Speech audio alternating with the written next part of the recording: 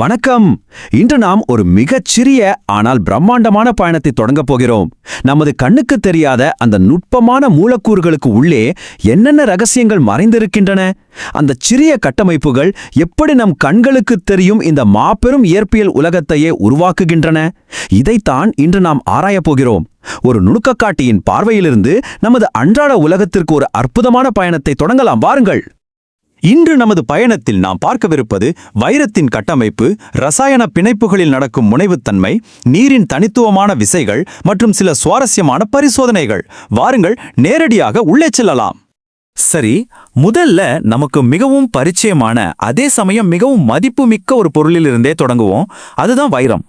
வைரம் ஏன் இயற்கையிலேயே இவ்வளவு கடினமான ஒரு பொருளாக இருக்கிறது என்று எப்போதாவது யோசித்திருக்கிறீர்களா? அதற்கு காரணம் அதனுடைய கட்டமைப்புதான். ஒவ்வொரு கார்பன் அணுவும் தன்னை சுற்றியுள்ள வேறு 4 கார்பன் அணுக்களுடன் மிகவும் வலுவான பிணைப்பை ஏற்படுத்துகிறது.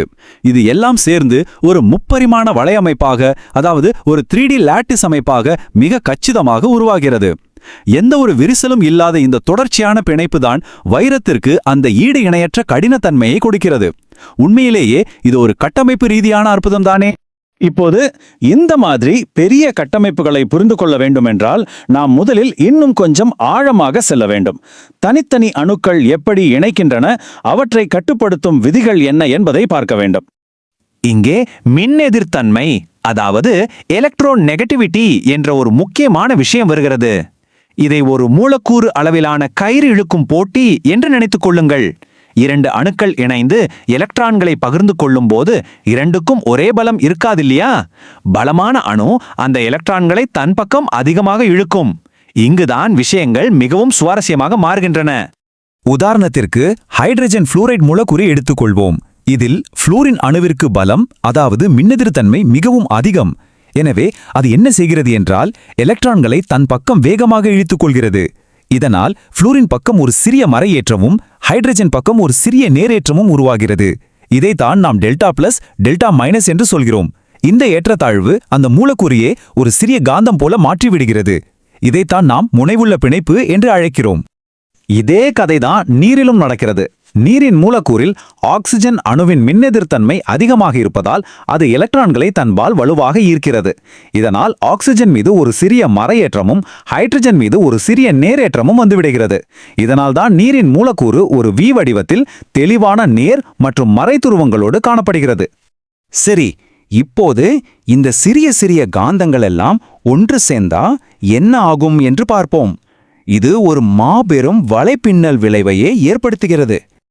இங்குதான் நீரின் உண்மையான வல்லமையை வெளிப்படுகிறது. ஒரு நீர் மூலக்கூறில் இருக்கும் நேர் ஏற்றம் பெற்ற ஹைட்ரஜன் அருகில் இருக்கும் இன்னொரு நீர் மூலக்கூறின் மறையேற்றம் பெற்ற ஆக்சிஜனை நோக்கி ஈர்க்கப்படுகிறது. இதை ஹைட்ரஜன் பிணைப்பு என்று சொல்கிறோம். இது மூலக்கூறுகளுக்கு நடுவில் கண்ணுக்கு தெரியாத பாலங்களைப் போல செயல்பட்டு ஒரு பெரிய முப்பரிமாண வலைப்பின்னலையே உருவாக்குகிறது. இதனுடைய விளைவு என்ன தெரியுமா? இந்த கண்ணுக்கு தெரியாத பாலங்கள், அதாவது மூலக்கூற்றிடை பிணைப்புகள் மட்டும் இல்லாவிட்டால் நீர் சாதாரண அறை வெப்பநிலையிலேயே வெறும் வாயுவாக ஆவியாகி போயிருக்கும். இந்த விசையினாலதான் நீர் அதிக கொதிநிலையையும் உயர் தன்வெப்ப கொள்ளளவையும் கொண்டிருக்கிறது. மேலும் பனிக்கட்டி நீரில் மிதப்பதற்கும் இதுவே காரணம். இந்த சிறிய பிணைப்புகள் தான் ஒட்டுமொத்த பூமியின் வாழ்வாதாரத்தையே தீர்மானிக்கின்றன என்று உறுதியாக சொல்லலாம். கோட்பாடுகளை பார்த்தது போதும். இப்போது நேரடியாக ஆய்வகத்திற்கு சென்று இந்த நுண்ணிய விதிகள் உண்மையிலே எவ்வாறு செயல்படுகின்றன என்பதை நிரூபித்து பார்ப்போம். மிக எளிமையான ஒரு மின் கடத்துதிறன் பரிசோதனையை நாம் செய்யலாம். 3 பாத்திரங்களை எடுத்துக்கொள்கிறோம். ஒன்றில் சாதாரண உப்பு கரைசல், மற்றொன்றில் சர்க்கரை கரைசல், மூன்றாவதில் காப்பர் சல்ஃபேட் கரைசல். ஒவ்வொன்றிலும் 2 கார்பன் குச்சிகளை வைத்து அதை ஒரு பேட்டரியோடும் மின் குமிழோடும் இணைக்கிறோம். இப்போது மின்சாரத்தை பாய்ச்சினால் என்ன நடக்கும் என்று நினைக்கிறீர்கள்? முடிவுகள் மிக தெளிவாக கிடைக்கின்றன.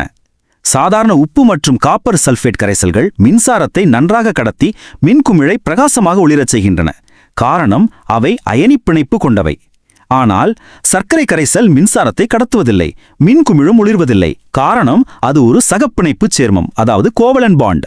பிணைப்புகளின் தன்மையை நாம் இப்படி நேரடியாக பார்ப்பது எவ்வளவு அற்புதமான ஒரு தருணம்! இப்போது சற்று பின்வாங்கி முழு படத்தையும் ஒட்டுமொத்தமாக பார்ப்போம். நம்மை சுற்றியுள்ள இயற்பியல் உலகத்தை அதன் இரசாயன குடும்பங்களாக எப்படி பிரிக்கலாம் என்று பார்ப்போம். இந்த தரவுகள் நமக்கு ஒரு பிரம்மாண்டமான உண்மையை கூறுகின்றன. அயனிச் சேர்மங்களை உருக்குவதற்கு எவ்வளவு அதீத வெப்பநிலை தேவைப்படுகிறது என்று கவனியுங்கள். நமது சாதாரண உப்பை உருகு வைக்கவே 801 டிகிரி செல்சியஸ் தேவைப்படுகிறது. ஆனால் நீர் அல்லது அமோனியா போன்ற சகப்பிணைப்புச் சேர்மங்களின் உருகுநிலையும் கொதிநிலையும் மிகவும் குறைவாகவே இருக்கின்றன. இது அந்த பிணைப்புகளின் அளப்பரிய பலத்தை காட்டுகிறது. இதுதான் நமது இன்றைய அலசலின் இறுதி தொகுப்பு. அயனிச் சேர்மங்கள் எல்லாம் பார்த்தீர்கள் என்றால் வலுவான திண்மங்களாக இருக்கும், திரவ நிலையில் மின்சாரத்தை கடத்தும். ஆனால் சக பிணைப்புச் சேர்மங்கள் பெரும்பாலும் வாயுக்களாகவோ அல்லது குறைந்த கொதிநிலை கொண்ட திரவங்களாகவோ தான் இருக்கும். அவை மின்சாரத்தை கடத்தாது. கண்ணுக்கு தெரியாத இந்த சேர்மங்கள் தான் நம்மை சுற்றியுள்ள ஒவ்வொரு பொருளின் தன்மையையும் ஆணையிடுகின்றன. முடிவாக உங்களை சிந்திக்க தூண்டும் ஒரு கேள்வியோடு இதை நிறைவு செய்கிறேன்.